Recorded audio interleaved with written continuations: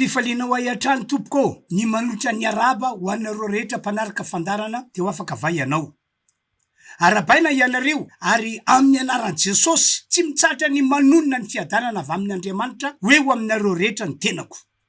Ny fiadanana notonoko anareo io matsy, io le fiadanana nambaran'ny anjely tamin'ny fotoana nateran'ilay mpamonjy antsika dia Jesosy Kristy tompo. No man'Andriamanitra ho am'izany matsy ny olona mino a Jesosy sy ny olona mandray an Jesosy le zanak'Andriamanitra hoe ho amin'ny fiainana ka manompo azy. Ary mbola no amafisy Jesosy ihany koa zany fiadanana izany tamin'ny fotoan'andro nandalova teto ambony tany. Ho Jesosy tamin'izany, ny fiadanako nomeko anareo, ny fiadanako no avelako anareo, de mbola zao ihany koa ny teny nataony. Tsy mitovy amin'ireo fiadanana omeny ty zao tontolo zao ity ny fiadanana omeko anareo. Fa mitsy tompoko ny fiadanana omeko anareo ho ny tompo. Tian'Andriamanitra itoeran'izany fiadanana izany ianao zay manaraka zao fiandarana izao. Rehefa mitoetra tsara eo amin'ny olon'Andriamanitra mantsy ny fiadanana, de ilay fiadanana avy amin'Andriamanitra de afaka ny joro sy anana finoana ny andresy izy malona ny olana sy ny fasarotana misy am'izao vaninandro misy atsika izao, ary tsy natao ho resy mihitsy izy na manao ahoana sy ao ahoana ny herin'ny devoly fahavalo. Koa raha mino an'izany ianareo ary raisinareo amin'ny fonareo rehetra zany fanazavana nataoko izany amin'ny alalan'ny amenina, de ho hitanao ny fahatanteran'izany amin'ny alalan'ny zoafatra entiko izao. Omenan'ny tompo ny voninahitra. Zay ny amin'ny fampidirana iny fa andao anao vavaka aloha isika. Aorina ny vavaka tao dia entiko ny fampianarana ny vavaka isika. Rainay eo, omenanao ny dera sy ny aja ary voninahitra. Misaotra anao zahay fa nomenao tombon'andro velomana sy ainana ka natratra ny andro androany. Misaotra tompo. Hoe ho atananao ane zoafatra entiko izao, ary isy fiatraikany amin'ny olona zay mandray ahy zoafatra izao. Amin'ny anaran'i Jesosy, amen. Eny ary tompoko, mintsy matoky aho, fa efa vonina tsara indray ianao, ny anaraka fampianarana na ny afatra zay nomanin'Andriamanitra ho anao, nomanin'Andriamanitra ho anareo amin'ity hariva ity. Ny lohaten'ny afatra entiko de zao, tsy maintsy ravana ny sakana nisy teo aminao hatramin'izay. Averiko indray, tsy maintsy ravana ny sakana nisy teo aminao hatramin'izay, raha toka ny sakatsakana tokoa ny nataonao rehetra na ny apahany ny amin'ny zavatra nataonao. Mino aho fa hiteny aminao ny tompo Andriamanitra androany, ary amin'ny alala zany teny ampitondrainy ahy izany no entin'Andriamanitra mandrava sakana nisy teo aminao, de le sakana natokanao resy lava tamin'ny lafin-javatra rehetra. Anao vavako anao ihany koa aho amin'ny famaranana azo afatra entiko zao, ho fandravana zay zavatra ratsy rehetra netiny fahavalo netiny devoly teo aminao. Eno tsara ty tenin'ny Baiboly vakiako aminareo ity. Ao amin'ny Hebreo 1:20 no vakitsika ka ny 9:20. Toy zao voasoratra. Finoana no ny tanan'ny ranomasina mena toy ny mandihy tany maina, zay mba nandramany Egyptianina ka dia voatelona izy. Finoana no ny tanan'ny ranomasina mena toy ny mandihy tany maina, zay mba nandramany Egyptianina ka dia voatelona izy. Tsy napoziny zanak'Israely mihitsy hoe isy sakana tahak'izany dian'izy ireo. Tsy napoziny satria tsy nandeha rery zany ireo zanak'Israely tamin'izany fotoan'izany raha ho any amin'ilay tany Kanana, fa niara nandeha tamin'izy ireo ny tompo Andriamanitra, de lay Andriamanitra nanafaka azy ireo tao Egypta. Tao anatin'ny hafaliana be mihitsy matsy ry zareo zanak'Israely tamin'izany, satria lay Andriamanitra magaga no miaraka amin'ny zareo. Kanjo zay nambarako izay, totsy sakatsakany ary zareo telam-pandianana, ary sakana saiky nakivy mihitsy. Tena nitondra sy nitantanandreo zanak'Israely tokoa ny tompo raha niala tany Ekipa ho any amin'ilay tany Kanana ry zareo. Eno tsara ke ny filazan'ny Baiboly ny amin'izany hoe tena nitondra tokoa Andriamanitra hoy ny baiboly amin'ny atoandro nitondra sy nitarika zany Israely amin'ny alalan'ny androahana ny tompandriamanitra, amin'ny alina indray nitondra sy nitarika azy ireo amin'ny alalan'ny andriafo ny tompandriamanitra. Zany hoe na andro na alina de niaraka tamin'ny foana ny tompandriamanitra. Ny bokin'ny Exodosy 3:20 andefraika amby roapolo ka hatramin'ny 2:20 no milaza izany.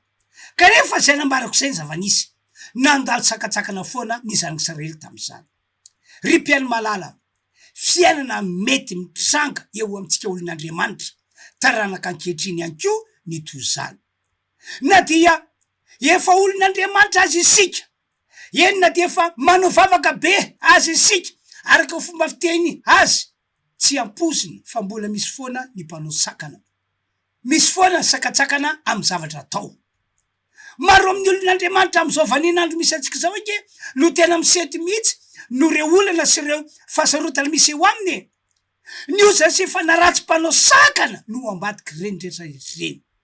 Ny zavatra tsapan'ny olona maro matsy de zao, olon'Andriamanitra izy kanefa zay ataony tsy misy mety, zay ataony mandamoka sy mandekarana foana, ravarava ho azy tozany hatrany ny zavatra tsapany ho misakatsakana hatrany ny zavatra ataony, ary tsy hainy intsony mihitsy ny lalana tokony izorana fa toy ireny raha fotsy be verilony ireny izy ka miandro zay ho fiafaran'ny fiainany. Efa tena manao vavaka izy fa teo ihany teo. Hoy aho hoe azakivy ianao raha sendran zany. Velomo foana ny fanantenanao, velomo ihany fanantenanao ny andresy manoloana ny sakana satria tsy rerengy ianao tsy rery ianao no Jesosy Kristy zay efa noresinao ao anatinao. Jesosy ike efa ao anatinao raha tena ao anatinao marina izy tsy maintsy mamonjy anao foana ny tompandriamanitra no Jesosy zay efa ao anatinao. Efa teny natao zany. Zao raha teo ihany koa anao vavako anao, anao vavako anareo mpanaraka zao fandarana izao amin'ny famaranana ny afatra entiko. Anao vavaka ary mino fampiasa ny tompo ka ho foana sy ala eo aminao avokoa reo hery nanao sakana hatramin'izay. Mpamonjy Jesosy ary amin'ny anarany afaka mandrava sakana isika. Iverenany indray ny tantarany zanak'Israely sy ireo mpanompon'Andriamanitra nitarika azy ireo. No sakanany ranomasina mena ry zareo zanak'Israely arak'ilay teny vakina tery aloha, raha iny andeha hamonjy ale tany be fitahina sy be fahasoavana iny zareo. Amin'ny maha olona ny olona tamin'izany andro zany tena impossible ny afahana manondia sy ny manatratra an'ilay tanjon'Andriamanitra hoe ho an'ny Kanana ry zareo. Impossible tokoa amin'ny maha olona ny olona fa saingy raha mbola miaraka amin'Andriamanitra ny olon'Andriamanitra tompoko de afaka ny possible foana ny impossible rehetra. De raina ny tompo mety mafy ny ady sy ny olana atrehana fa izay afaka ny andresy foana ny olon'Andriamanitra raha mbola mitoetra ao am Jesosy lay olona. Possible ny fandresena satria Andriamanitra no miady ho an'ny olony ary vitan'Andriamanitra ny mamonjy ny olony ho fandravana ny sakana no Jesosy Kristy zanak'Andriamanitra. Voasakany ranomasamena tokoa ny zanak'Israely fa saingy nasen'Andriamanitra fa izy no miady ho an'ny olony ka tsy maintsy mandresy ary tsy maintsy tonga any am'ilay tanjona kendriana ny olon'Andriamanitra. Noho izany mitonanao any ino fa afaka ny andresy tokoa ianao malona ny olana misy ary afaka no tafita sy ho lasa olona voatay ihany koa ianao araky ny teny fikasan'Andriamanitra voalaza ao anatin'ny baiboly. Tsy ianao sy niezaka ataonao anefa no omokanao mpandresy sy hitondranao ho amin'ny fiainana tafita fa la i Andriamanitra tomponao mihitsy no hitondranao ho amin'izany fahasoavana lehibe zany. Vitan'Andriamanitra ny manampy anao ho fandravana ny sakana rehetra misy. Vitan'Andriamanitra mitantana anao mba ho tonga amin'ilay tanjon'Andriamanitra tian'Andriamanitra hitondrananao ianao. Vitan'izany daraina ny tompony amin'izany fahasoavana lehibe zany. Arao ange tantarandreo zanak'Israely sy fomba nentin'Andriamanitra nandrava sakana nisy tamin'izany fotoana zany. Arao ny fanapahan-kevitr'Andriamanitra, arao tanteraka ho jerentsika ny makasika any amin'ny ranomasamena nanao le sakana. Nampaherezy Mosesy aloha ry zareo zanak'Israely mba hanana finoana. Tsy maintsy manana finoana mantsy ny olon'Andriamanitra, manana finoana fa miaraka amin'ny foana ny tompo Andriamanitra ary manana finoana fa tsy rery zany mihitsy izy. Tsy maintsy manana an'izay finoana izay ny olon'Andriamanitra rehetra. nampahiresin'Andriamanitra ary zareo zanak'Israely ka nomeny Mosesy antoka ihany koa fa hiady ho azy reo Andriamanitra amin'ny maha olon'Andriamanitra ny zanak'Israely. Tsy maintsy nampahiresina sy atao manana fola tokoa ny olon'Andriamanitra ahafahan'Andriamanitra maneo ny maha-Andriamanitra azy eo amin'ny olony. Fa zay manam-pinoana ihany no hita voninahitr'Andriamanitra. Toy zao mivolaza amin'ny Baiboly tamin'izany araka ny hita ao amin'ny boky ny Exodosy toko 17 andiny 17 sy 17 ary Mosesy tamin'ny olona. Mosesy eto no miteny: asa matahotra ianareo ry zanak'Israely, mijanona, asa mihemitra, asa verin-dalana, fa ho hitanareo famonjeny Jehova zay ataony ho anareo anio. Fa ny Egyptiana zay hitanareo anio dia tsy hitanareo intsony mandrakizay. Andiny 17 Jehova zay nanafaka anareo tany Egypta no hiady ho anareo, fa ianareo mila mangina fotsiny ihany ary mangina arana finoana. Tena marina be mihitsy ny fanentanana nataony Mosesy. Amin'ny olon'Andriamanitra antsika mpino kristianina tompoko dia tsy tokony ho kivikivy zany mihitsy isika, malona ny olona sy ny ady ary malona ny zavatra sarotra hatrehana. Marina tokoa fa mety misy sakatsakana ny zavatra rehetra nataonao. Marina fa efa mataona no niainanao tamin'izany sakatsakana izany, kanefa ianao mba isan'ny olon'Andriamanitra ihany. Fa izao aza manaiky viny devoly zany ianao, fa velomy foana amin'ny fanantenanao, satria efa misy fandresena vomana ao amin'Andriamanitra, voman'Andriamanitra ho an'ny olony. Ahoana ho Paoly apôstôly ao amin'ny Korintiana 2:12 andiny 7:20 mazava ny teniny, hoy izy: misaotra n'Andriamanitra mandrakariva isika, tena misaotra azy satria ao amin'ny Jesosy sy amin'ny alalan'i Jesosy no hitondran'Andriamanitra antsika ho amin'ny fandresena lehibe. Tsy maintsy mandresy isika ho Paoly, tsy maintsy mandresy isika no Jesosy Kristy. Mafy tokoa ny ady hatrehana, fa saingy zay voalaza zay tsy maintsy mandresy isika ary tsy maintsy tafita ho amin'le tanjon'Andriamanitra isika no Jesosy Kristy. Andao fakina le tena ho Korintiana 2:17 hoe: fa isaorany Andriamanitra zay manome antsika ny fandresena amin'ny alalan'i Jesosy Kristy Tompo.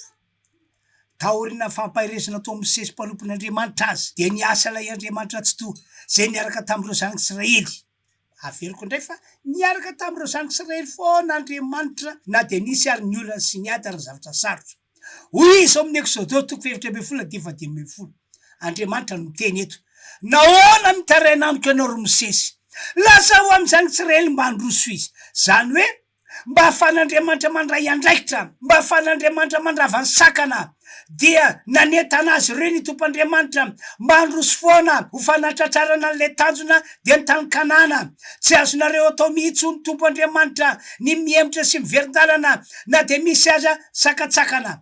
Mila mandroso foana ianareo na dia misy ranomasina mihena azy eo alohanareo manao sakana. Nampahery azy ireo mba androso ny tompo satria efa fantatr'Andriamanitra tokony ataony ho fandravana ilay sakana sy ho famonjenany zanak'Israely olon'Andriamanitra. Tompoko, hoy aho aminareo zay mandray ahy amin'ity andro androany ity: efa nandray an Jesosy aloha ve ianao hoe? Efa manana azy velona ao anatinao ve ianao tompoko? Tsotra ny tena ataoko aminareo, aza mieritreritra ny hemitra sy verin-dalana zany ianao raha tojolana sy ady ary zavatra sarotra ianao. Aza kivy ary aza mieritreritra ny hemitra sy verin-dalana zany ihany koa raha toka misy sakatsakana zavatra ataonao. Tsy zany mantsy fa efa fantatr'Andriamanitra araka ny nambarako tery aloha ny tokony atao manoloana ny olona sy ny ady ary manoloana zavatra sarotra anatrehanao hatramin'izay. Fantany tokony atao ho famonjenanao. Efa fantatr'Andriamanitra toy zany ihany koa ny tokony atao manoloana an'ireo sakana misy eo amintsika olon'Andriamanitra. Jereo sy dinio ange ny nataon'Andriamanitra ho famonjenany zanak'Israely nanoloana ny sakana nataony ranomasina mena. Lomen'Andriamanitra baiko Mosesy mpitarika, lomen'Andriamanitra baiko izy mba hanasaraka ny ranomasina, tsy maintsy ravana matsy ny sakana. Eny hoe ange ny teny nataon'Andriamanitra tamin'izany hoy izy tamin'ny Mosesy mpanompony araka ny voalaza ao amin'ny Exodosy toko 17:20. Ry Mosesy, angao ny tenao dia injiro ambony ranomasina ny tananao ka sarao ny rano dia andeha amaky eo voan'ny ranomasina mandeha ny tany maina ny zanak'Israely. Amin'ny mampanompon'Andriamanitra Mosesy sy amin'ny mampiara-miasa aminy dia nakinin'Andriamanitra tamin'ny Mosesy ny fandravana ny sakana. Nakinin'Andriamanitra tamin'ny Mosesy ny fandravana ny sakana. Azonao ve zany? Efa nomen'Andriamanitra fahefana lehibe ho amin'izany i Mosesy mpanompon'Andriamanitra. ka rehefa no tanterano sesy tamin'ny finoana zany baiky nomen'Andriamanitra azy zany dia niasa tamin'ny fo magaka ny tomp'Andriamanitra nisaraka rotokoa ny ranomasina mena ka lasa nisy tany maina teo anelanelan'ilay ranomasina misaraka ka dia nisaraka rotokoa afanjany Israely sy Mosesy mpanompon'Andriamanitra manohy indiny ho any am'le tany Kanana. Tena tsy takatry ny saina amaolona ny fiasan'Andriamanitra. Zay le nambarako tery aloha hoe mila manana finoana isika fa tsy rery zany isika zay fa nandray an Jesosy ho ao anatsika ary efa fantatr'Andriamanitra ihany koa ny tokony atao ho famonjena ny olony sy ho fandravana sakana. Andao vakitsika ny voalaza ao amin'ny Exodosy 2:20 tena indro sy Mosesy teo ambony ranomasina ny tanany araka le baiky nomen'Andriamanitra azy fantany mipetraka fa naninona no naniditra ny tanany teo ambony ranomasina Mosesy valiny satria nino izy fa isaraka rotokoa ny ranomasina rehefa ankatoaviny ny teny nataon'Andriamanitra taminy. Toizana voasoratra ary rivotra mahery avy any Atsinanana no nampisavany Jehova ny ranomasina nandritry ny ala iny ka nataony tany maina ny ranomasina ary dia voasaraka ny rano dia nandeha teo foany ranomasina nandeha ny tany maina zany Israely ary ny rano dia toka fefy ho azy teo amin'ny akavanany sy teo amin'ny akaviny. Mazava aminao ve ny fomba fiasan'Andriamanitra nentina nandrava sakana nisy tamin'izany andro zany?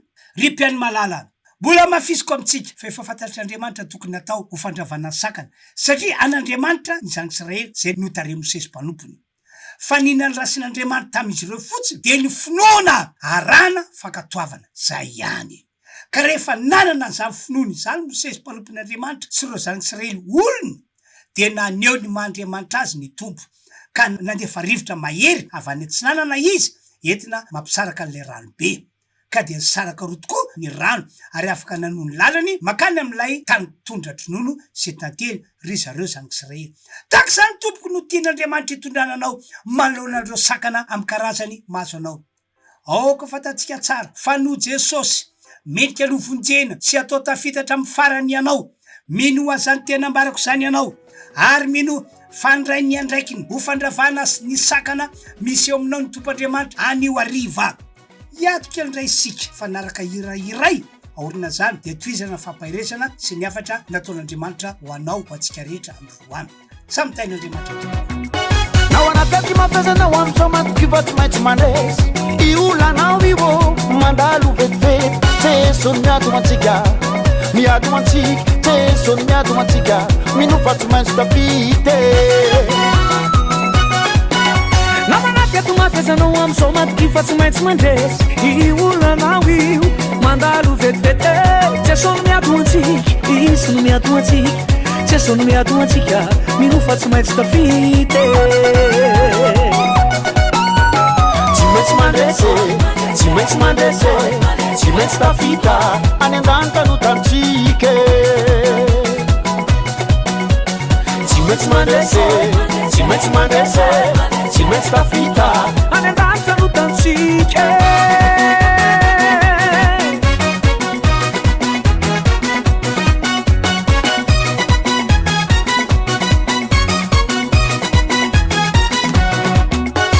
ny fahefanareta eo an-tanan'ilay tombotsika efa valo bala tokana ihany dia vite Jesosy miado antsika Jesosy miado antsika minofatsy maintsy tafity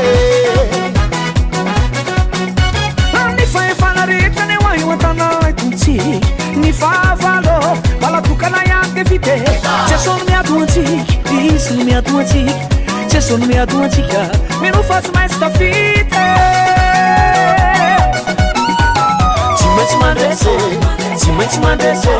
tsy maintsy tafita any an-danitra no tantsika tsy maintsy tafita any an-danitra no tantsika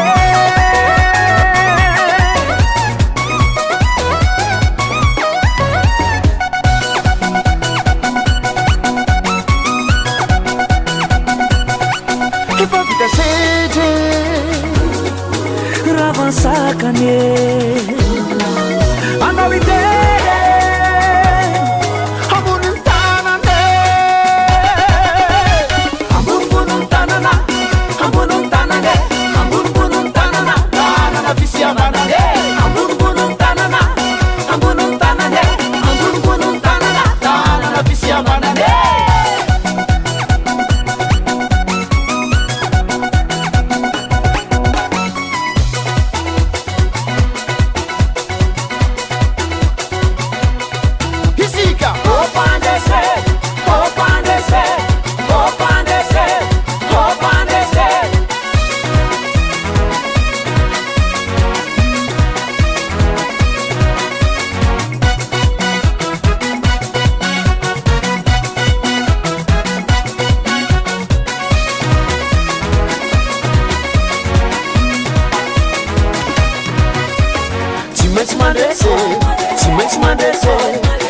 tafita any andantano tantike tsy maintsy mandrese tsy maintsy mandrese tsy maintsy tafita any andantano tantike tsy maintsy mandrese tsy maintsy mandrese tsy maintsy tafita any andantano tantike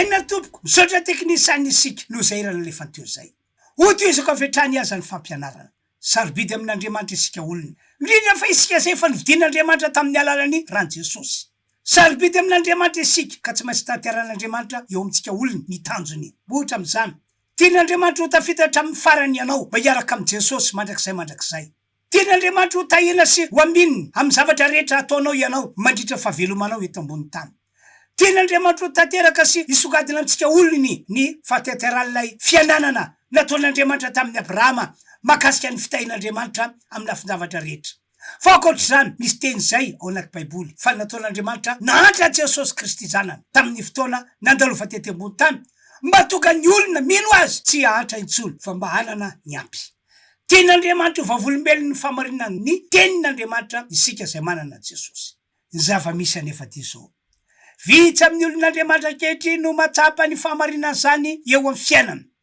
vitsy no matsapa ho eo satria misy mpanao sakana eo aminy sakana ny fanaratsy mpanao sakana izy mba tsy atsapan'ireo fahasoavana ireo izy ny tanjom-panao sakana de atao mitovy daholo ny olona rehetra na iza na mpivavaka na tsy mpivavaka atao ny ory sy mijaly amin'ny alalan'ny asa ratsy ataony divoly ny olona rehetra noho izany mba hatonganao ivoko mpandresy tokoa malonan'ireo sakana nisatra am'izay ary mba tokanao anina fiainana mety sy manjary am'izao vanenandro misy atsika izao mba tokanao atsapan'izany raiso torohevitra omeko anao zao voalohany miverena amin'Andriamanitra ianao aroka anompo azy ianao amin'ny maha olon'Andriamanitra anao mino a Jesosy Kristy ianao mino fa izy ny zanak'Andriamanitra nataon'Andriamanitra monjy aty zao tontolo zao ity tsy ny famonjena ny fanahinao ihany matsy no tian'Andriamanitra atao aminao fa ny amonjy anao amin'ny lafin-javatra rehetra anisan'ny famonjena lehibe tian'Andriamanitra atao eo aminao amin'ty hariva ity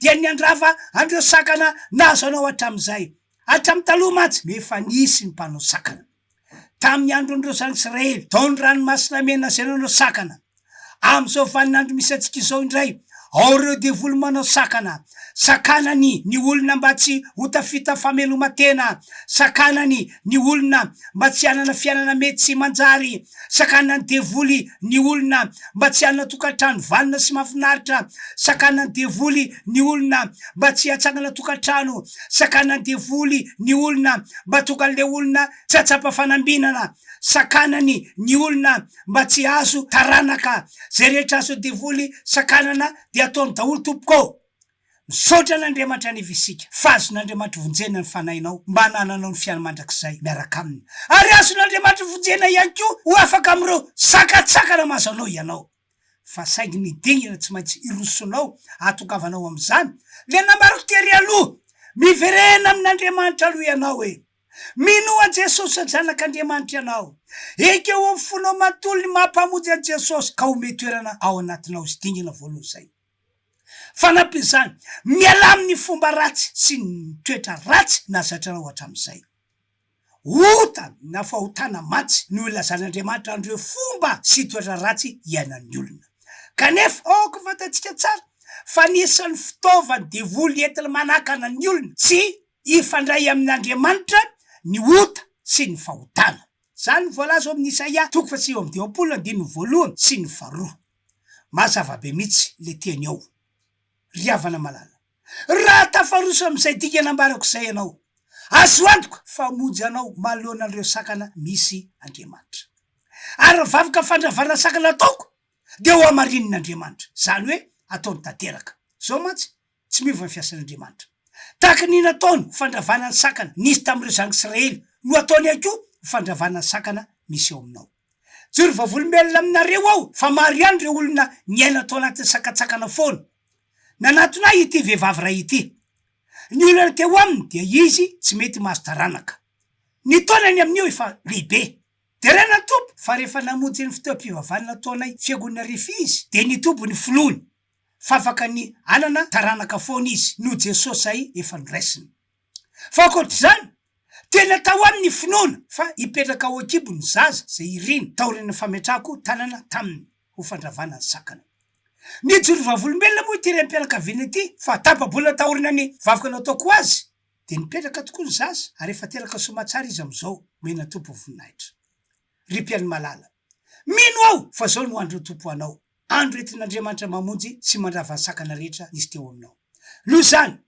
akoatr'ireo torohevitra efa nambarako anao ireo manasanao zay fiangonana refy androtra kely ho avy hamonjy ny fampom-pivavahana taonay isika ny alady tena tokava mihitsy anao tompoko fa soanao sy ny hoavinao zany ary ampitombo finoanao raha namonjy ny hafa tamin'ny alala zao asin'Andriamanitra zao sy zay ny tompoandriamanitra de nona iako fa monjy anao izy misy fidiriny 5 ny fotoana taonay ny alady amin'ny 9 ora, amin'ny 7 ora, amin'ny 10 ora, amin'ny 12 ora ary amin'ny 2 ora tolakandro zay zany ny afatra netiko anao netiko anareo androany aleo vavako anareo aho am'izao famaraniny zao mino fa hiasa vetrany ny tompo ho famonjeny sy ho fanafana anao aleo vavako anareo zay marary ako aho mino sy matoky fanasitrana anao Jesosy mielony zany anefa de mbola naraka hiraray isika de ho ataoko ny vavaka ho anareo samy tain'Andriamanitra tompo Jesosy panafaka nunana fapatutra taminireu gadra maro izay nanzo tamizay fotonizay nunahatalanjona ay Jesosy manankery anafaka afaka sambatra ampoko ao mananapi atokany Jesosy nifalia mihira Alleluia, gloria, fa Jesosy no panafaka Jesosy ni amtsua we havia ifandahatra fa wavela kutukuni elukau ireu tavitanao raifunanao izao de utiuvitu si usasaku ni funa afaka sambatra ampoko ao mananapi atokany Jesosy nifalia mihira Alleluia, gloria, fa Jesosy no panafaka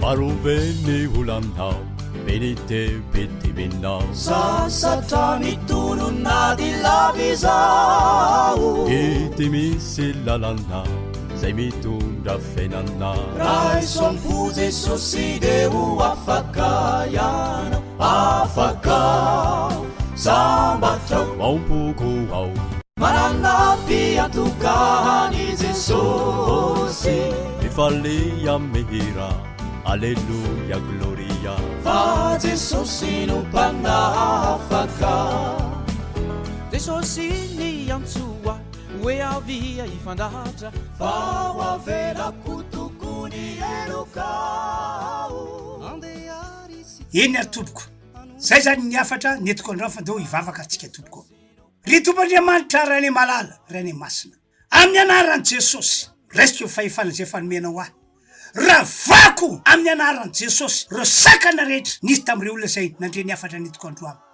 ravako sy esoriko eo alohan'ny olona ny sakana rehetra nisy teo fiainany hatramin'izay sy tsanika ihany koa ny olona rehetra zay marary esoriko amin'ny tenany olona ny heriny aretina netiny devoly raha eo mamindra fosy mamela heloka anao maneho fahasoavana lehibe anao amin'ny androandroany ity koa ny dera sy ny aja ary ny voninahitra de atolotra ho anao Andriamanitra ray zanaka ary fanahy masina misaotra tompo amen zay zany tompoka de mametraka mandram-peona amin'ny herin'iray mbola toizako ty fampianarana fanazavana mikasy any amin'ny fanahy mpanao sakana ity aza tapaka anao amin'ny herin'androany mandre ny toan'ny afatra veloma tompoko ao